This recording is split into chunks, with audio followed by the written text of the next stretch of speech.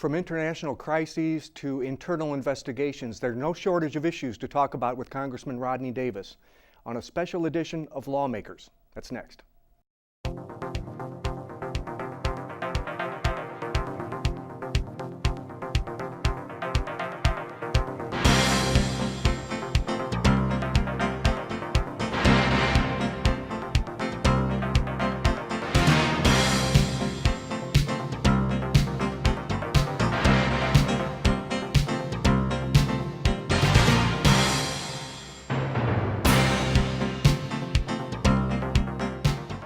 Lawmakers is brought to you in part by the Corporation for Public Broadcasting and through the financial support of viewers like you.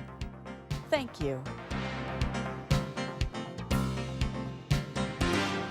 Hello, welcome to a special edition of Lawmakers. I'm Mark McDonald. Thanks for joining us. About 10 days ago, when we booked our guest, we thought, well, this is the dog days of summer. There may not be a lot of issues to discuss, but Congressman Rodney Davis, I'll tell you what, the world is going crazy. And between the Malaysian Airlines airliner being shot down, to our border issues, to the VA, to Israel invading Gaza, we got a lot of issues here, and I want to get your assessment on some of these, all right? Sure, no, it's amazing what a difference in world affairs 24 to 48 hours makes. And especially this time of year, usually you and your colleagues have some time to visit your district, and you're not as busy as other times, but I don't think you're going to get that opportunity. I think you're going to have August you will, but July is going to stay real busy for you all, isn't it? Very much so, and we were planning that, but the situations that are happening on the global scale today and yesterday, they're changing the dynamics of what we can expect to do over the next week and a half in Washington, I think. Yeah, you know, the facts about this Malaysian Airlines being shot down they're still unfolding. We don't know everything yet. We're hearing that it was Russian separatists who shot it down with Russian armament, and that there seems to be some disagreement on where the black boxes might be, which are very important because if we're going to find out what happened to that airline, it would be nice to know what the pilots were saying and what they were communicating to the ground.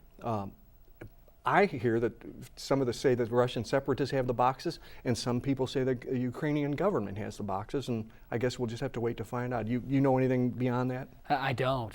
You know, and I'm with you. We'll have to wait to find out. Well, hopefully all the evidence will clearly show who's at fault, what the motive was, whether this was on purpose or whether it was a terrible accident. But the fact remains that Vladimir Putin needs to be held accountable for arming these rebel separatists that allowed this tragedy to occur. And I know there's some discrepancy over whether Americans were on board. At one point, one report said 23 Americans yesterday. And I don't know what the final number will be, but frankly, as a policymaker and as somebody who's in the United States Congress, if one American was on board that plane when it was shot down, it is a vested American interest, and we need to do everything diplomatically possible to hold Vladimir Putin and Russia accountable. You know, this puts our State Department, the President, the Department of Defense, it puts them all in a very difficult position because we've been sort of allowing Putin to be Putin. But sometimes a single incident like this changes your worldview on things, and this could be a real changer.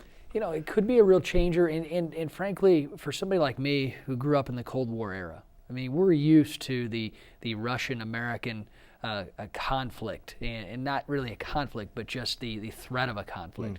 And I can remember sitting at Millikan University in 1989 when the Berlin Wall came down. We thought world peace was at hand. Russia would have become our new ally.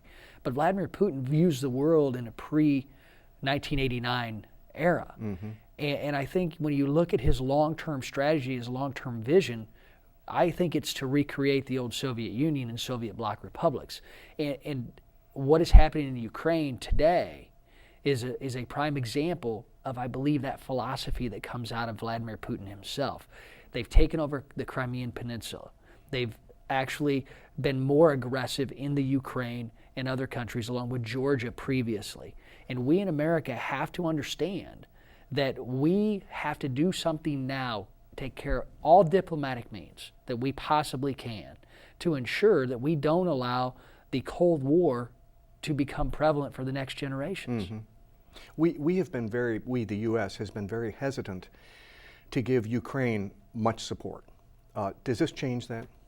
Well, I'm not talking military support, and other than what we're already, working with them to give now. But I think we need to share intelligence.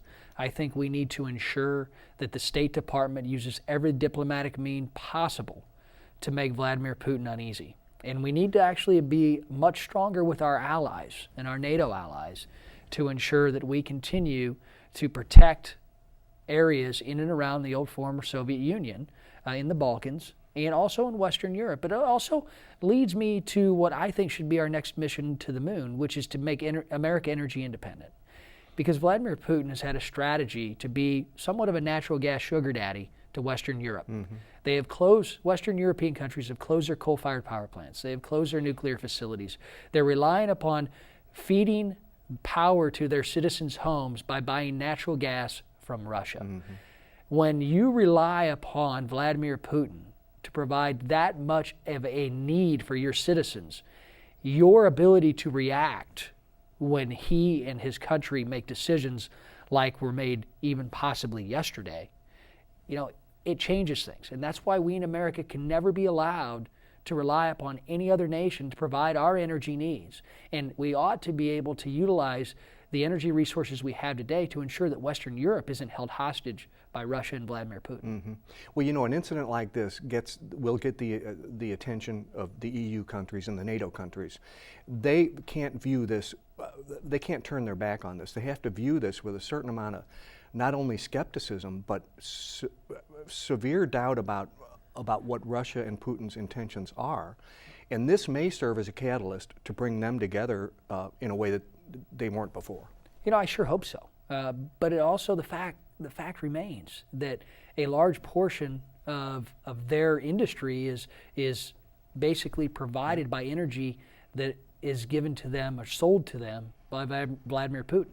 So the threat of having that energy source shut off mm-hmm. can have a very detrimental effect on their citizens, their families being able to actually turn the lights on in their households, and their ability to run their industries to keep their economy going. That's why energy is so important, Mark. And that's why we in America have to put a major focus on becoming energy independent. And we can do it in a safe, clean, and a very effective way that can have global implications and global advantages for the future. And that should be America's long-term vision that, unfortunately, I don't think this administration has right mm-hmm. now. You serve, or you're a member of the Israel Caucus, Republican Israel Caucus. And again, overnight, as we sit here on Friday, overnight we saw another major disturbance in the relationship between the Palestinians and Israel. Israel now has sent ground troops into Gaza. Yes. As a member of that caucus, what was your response when they did that? It's tragic. Israel needs to have the ability to protect its citizens and to protect its borders. We need to continue to work diplomatically to ensure that we can do everything as America to help, form somewhat of a peace process. But we also have to understand that constant bombardment and from groups like Hamas cannot be tolerated. I don't know the details as to why Israel went in unilaterally today with ground troops. I was pleasantly surprised as I was going through the airports yesterday a couple of times and watching the coverage on the TV about the ceasefire standing. Mm-hmm. And then you wake up today and all hell breaks loose. Mm-hmm. So I'm going to reserve judgment on what America's role should be until I get some more information as to what caused that ceasefire to actually stop being abided to. Yeah, my understanding was it didn't last long. I think I read that it was a 5-hour ceasefire, and then that was the end of that. It's terrible to see that, because innocent Palestinians and innocent Israeli citizens are the ones who are in the crossfire here, and we've got to figure out how we can come up with a plan for Israel to continue to protect its citizens and to continue to protect its borders without the threat of constant bombardment from terrorists like Hamas. Yeah. Well, just geographically, though, if Israel continues the ground assault, they're going to back Hamas into a corner, because Egypt is all for a ceasefire, and the other border is Israel. And if they just keep marching Hamas back, they're going to be. I know there is a war of public opinion over there as well, but Hamas just may be incapable of defending itself at some point. You know, time will tell, and we'll see what kind of impact that has on the long-term geopolitical makeup of the Palestinian Authority, to see if there's much more of a moderate voice to begin the process of living peacefully within those areas and within the Middle East. And I hope that countries like Egypt and Jordan and others will come to the table to say, let's formulate that peace process instead of continuing to have this constant struggle and constant battle. Let's come back stateside for a moment. Speaking of world events again, we've got somewhere in the neighborhood of tens of thousands of youngsters on our Texas border particularly, waiting to be processed, turning themselves in to border agents who are overwhelmed. And as people view this, Congress doesn't seem to be doing anything. And I'm not putting you on the spot here, but I'm saying there is the optics of what's going on in Washington don't seem to be helping the situation. Yeah. How do you perceive it, and what can you as a congressman do to alleviate this? Well, we do have a problem. And I saw reports today that Governor Rick Perry is going to kind of go it alone and try and secure the border, the 1,200 miles of border in Texas with Texas resources. I think there are some issues and there has been some incentivizing for families. I mean, think about this. I have 3 kids at home. I have a 17-year-old and I have twin boys who are 13. I wouldn't let them walk from Taylorville, where I live, to Springfield alone. Yeah. Let alone, what would incentivize a parent in a Central American country to send their 5- and 6-year-old child, sometimes, teenagers like mine, on a 1,000-mile trek with hopes of getting to the United States, unless there was something said in those countries and incentivizing those parents to send those children on that dangerous trek. You know what scares me the most is we're not hearing about the children that don't make it. Right. And those who are forced into the human trafficking trade. We have to do something to stem this tide at the country's level where they are coming from. And it's not just Mexico, because there's different laws and different regulations that are followed when you have immigrants from Central American countries versus Mexico. What we're doing in Congress is, I think we're doing what the American people want us to do. When the president came out and said, I need $2 billion to fix this problem, to deal with this problem, not fix it, to deal with this problem. And then seemingly overnight he said, nope, I need $4 billion. Congress is doing what's right for the hardworking American taxpayers of this country by deliberately putting together a strategy. And Kay Granger, who's a colleague of mine from Texas, is leading a special task force to determine what the best plan can be.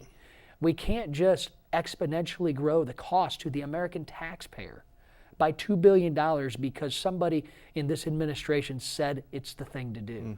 And we're doing our due diligence, and I know we need to address much of the humanitarian issues that are a direct result of this problem. But I don't think many Americans trust this administration to enforce any laws regarding the southern border, regarding some of our immigration issues that we may pass. So those viewpoints have to be taken into consideration when we deliberately put a plan together. And I think you'll start to see this plan hopefully come out next week. And I hope it's going to be a very common sense approach that I can support. Will it include changing the present law, the 2008 law, that dictates that children from Central America be treated differently at the border than Mexican or Canadian children, for instance? Would that be included in the plan? If the changes are included, which I hope some changes are, I hope they also include some changes that will allow for those who are actually fleeing violence to get adjudicated through the court system much more quickly than what we can do for them and their families today. But we also have to worry about, where are these unaccompanied minors once they get to the United States? Who are they going to? Many are showing up with a phone number in hand. We don't know who gave them that piece of paper. We don't know if that person is a relative. And I think we as Americans need to do our due diligence for families to ensure that our own government is not sending these innocent children into the hands of those who are not their family and who may not have the best interests of that child in mind. These are very intricate issues that we in Congress have to face and take into consideration, and not just act because the president says, I need $2 billion today, no, I need $4 billion tomorrow. Are you among those, or do you agree with those who say once the children start being deported and arrive back home on buses, this influx will stop? Well, obviously it would have an impact. I mean, just human nature would tell you that if somebody made the trek and then ended up back in their home country, it might disincentivize somebody else from trying to make that trek. However, the southern border is not just our problem. Most of what people term illegal immigration actually happens in this country from those who come to this country legally and then overstay their visa. That's why I've always been a supporter of fixing our broken immigration system, fixing our broken visa process. Remember, 27 years ago, this issue was supposed to have been solved. Yeah. And I, as a member of Congress, know that I'm there in Washington to make some very tough decisions that aren't going to make people happy.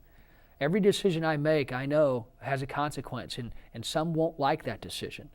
But I'm willing to make the tough decisions because I don't want the next generation, my kids, to have to go through and face the same problems that we are supposedly solving today in Washington. And if we don't have enough individuals, Republicans and Democrats, standing up, willing to make the tough decisions on this and a wide variety of other issues, then we're going to be guilty of kicking the can down the road, just like those who walk the same hallways in Washington, D.C. decades before me have done for our generation. And I don't want to let that happen. House Speaker John Boehner says that he is not certain that we can get something done. The 2008 law changed, for instance, as one of the remedies of this, before August. And in August, of course, you all go on recess, and if that meant you couldn't do it by August, you couldn't do it until September.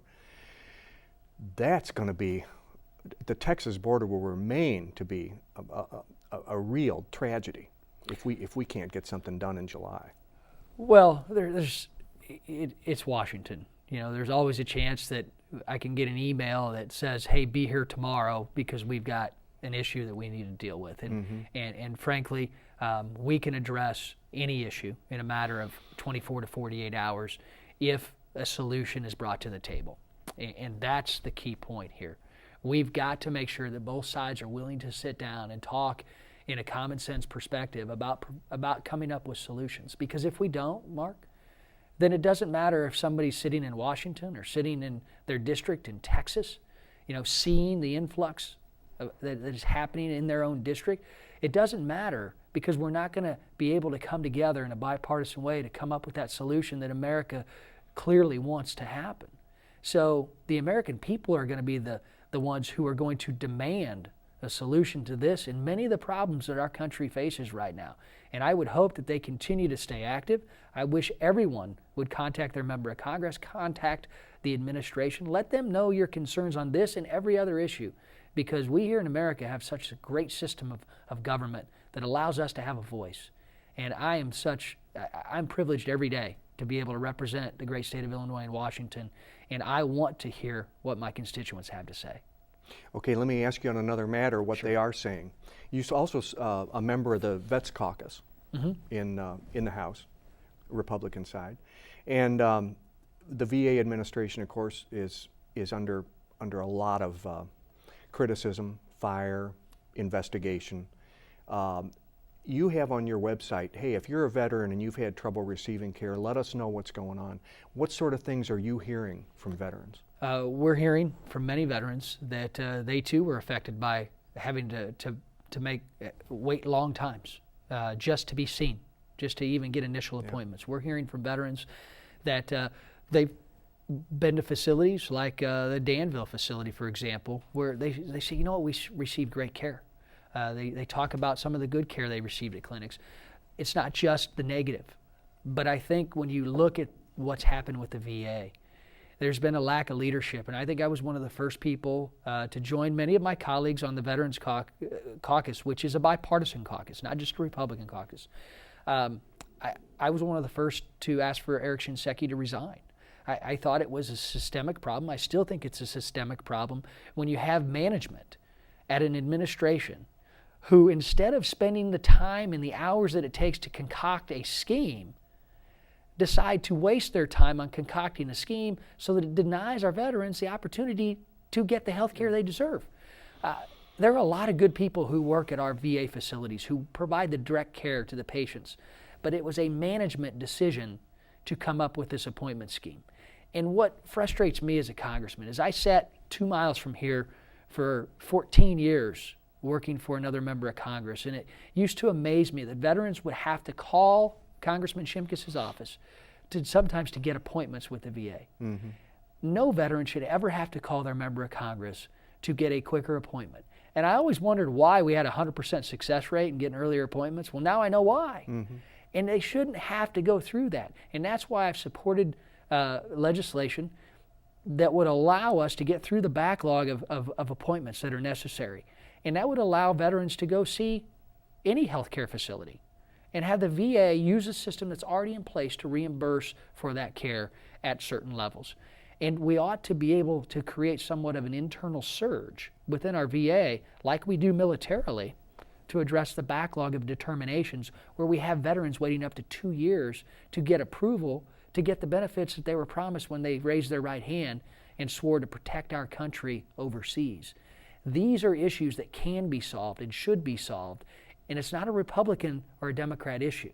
These are solutions that Americans, and especially our heroes, deserve.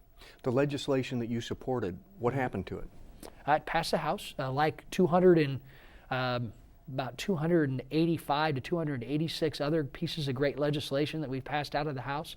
They're sitting in the Senate. I would urge your viewers and all of my constituents to contact our U.S. senators, tell Harry Reid to put forth some of the great pieces of legislation that we've passed so that the president can sign them into law, or the president can tell the American people why he doesn't want to sign them into law. One bill was mine. It's the Hire More Heroes Act. It's a bill that changes Obamacare. You know, they said you can't change the Affordable Care Act. That's partisan. Well, I had one no vote on the floor of the House. Mm-hmm. That's it. You can't get much more bipartisan than this. But what this bill did, it came about from a meeting with my Veterans Advisory Board where one was surprised that if a veteran's getting their health care through the VA, through TRICARE, through CHAMPA, they're counted towards a small business's 50-employee limit. So we said, don't count them towards that 50-employee limit, and it will incentivize small businesses to hire our veterans, mm-hmm. hire our heroes. This bill passed the House with virtual unanimity and sits in Harry Reid and Dick Durbin's Senate waiting to be heard. And I think the American people need to demand that this issue be addressed and demand that the other pieces of legislation that can make America energy independent, that can address our economic woes in this country and begin to make sure that our struggling economy improves, these can be addressed. And common sense changes to Obamacare that the president has made himself and should codify into law. You serve on the Transportation and Infrastructure Committee. Mm-hmm. And recently we were all kind of sweating out whether there would be a road construction bill passed.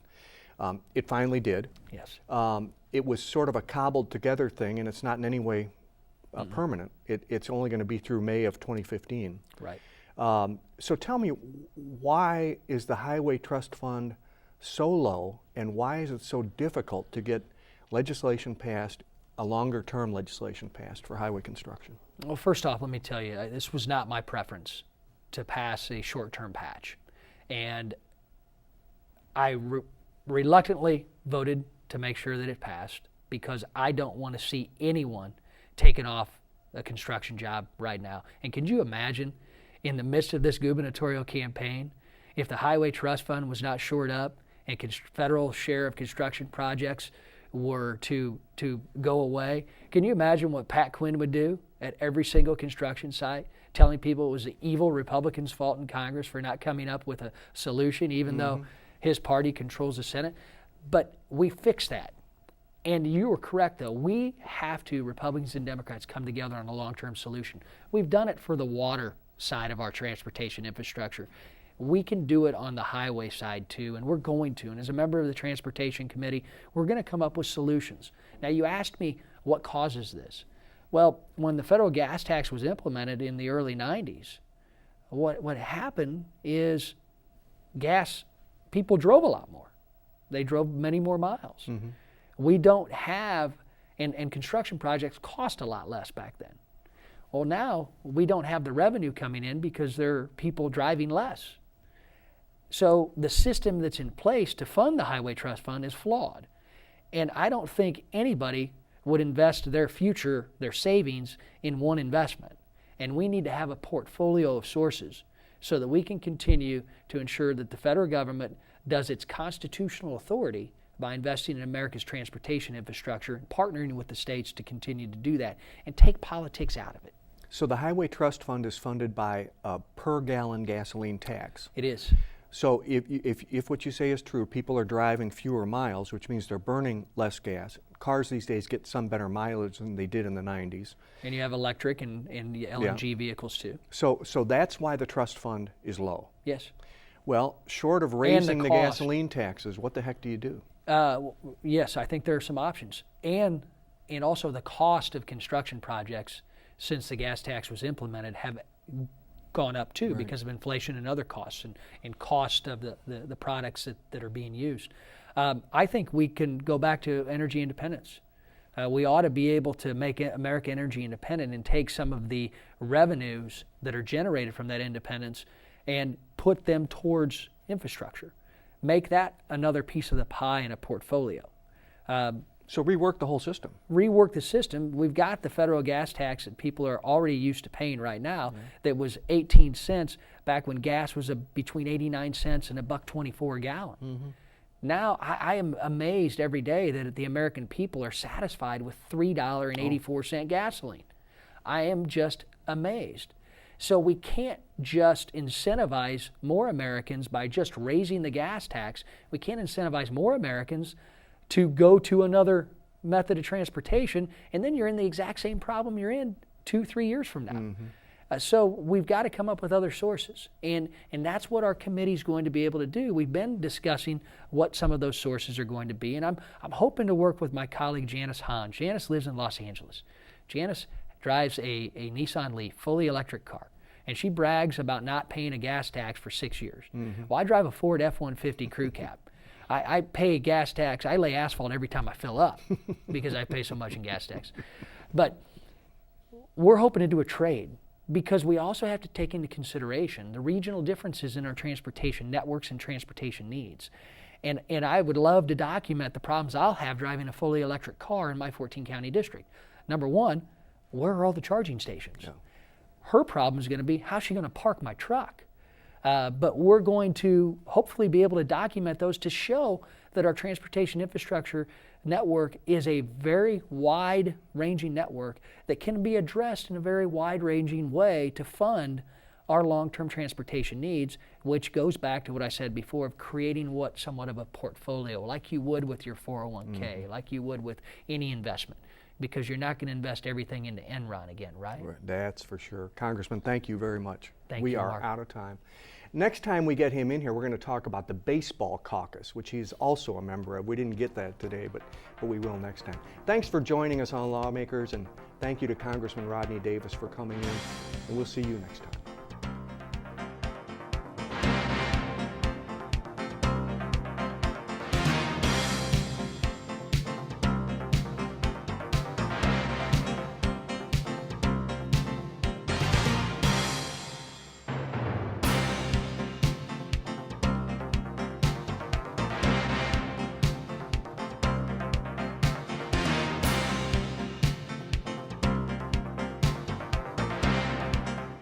Lawmakers is brought to you in part by the Corporation for Public Broadcasting and through the financial support of viewers like you. Thank you.